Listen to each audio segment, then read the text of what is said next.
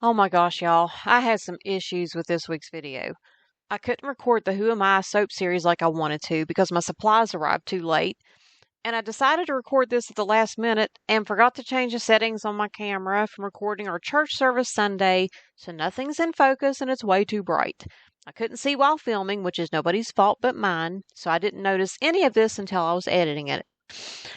Okay, so these little car diffuser bottles, I saw these on another channel. It was on Nelson Interior Soapery, and I'll have her channel linked below. Check her out if you haven't already. I just love her.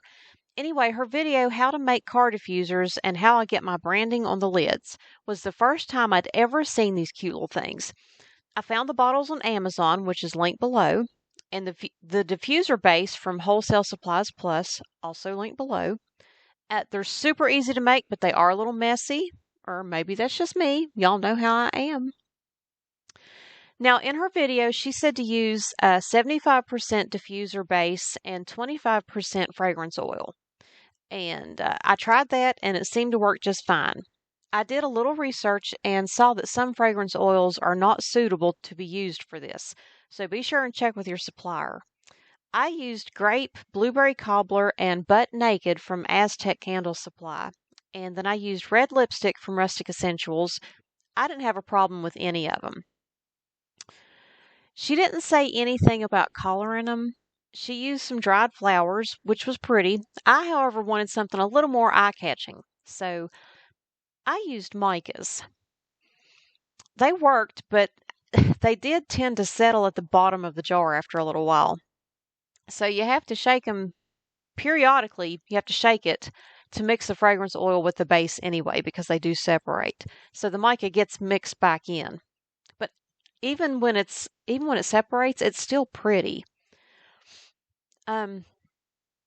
These bottles come with little plastic corks in them that you have to remove to fill the bottle, and then you put it back in for shipping them. And your consumer will have to remove the cork before they use it. The lids are absorbent like a reed would be, for the reed diffusers. And they soak up the mixture from the bottle.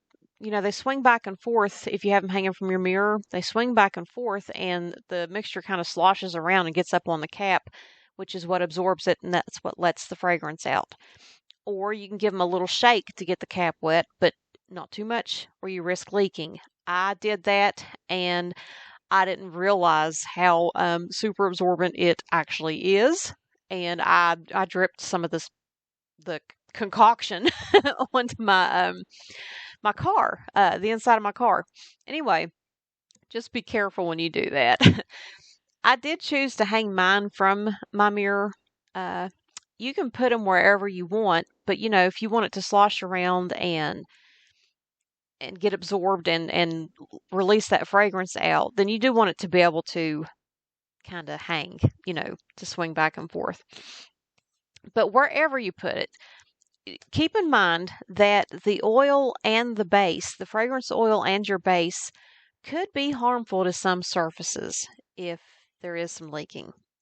And you don't want children or pets to be around the mixture either, because it wouldn't be safe. And if you are going to make these to sell, you want to make sure all of this information is added to your packaging if you decide to sell them. I was making a very small batch, and I was using those little pipettes there. I believe this would be even easier to do if you were making a bigger batch. I have these bottles. My husband and I used to vape, and I made our own e-juice. And I had these cool little squeeze bottles that I found on Amazon, and I have like a ton of them left because we quit. It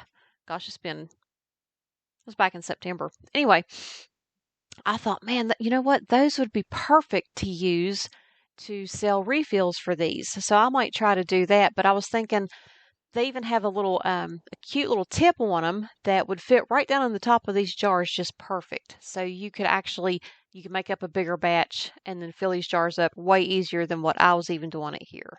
But I always get in a big hurry about everything, and then I end up making a horrible mess.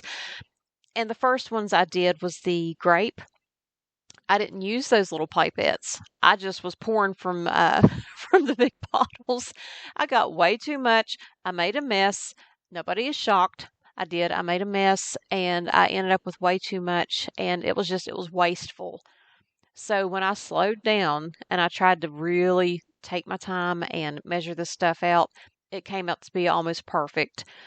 The bottles that I used said that they will hold 8 milliliters, but I found that they would only hold about 6.5 to 7, which I guess that's no big deal, but it did make it a little difficult to try to get it all measured out, equally or evenly. And since this video turned out to be so disappointing visually, I have included some pictures here in just a minute of what these turned out as. And I think they turned out so cute. I love them. That is the Cupid's Crush,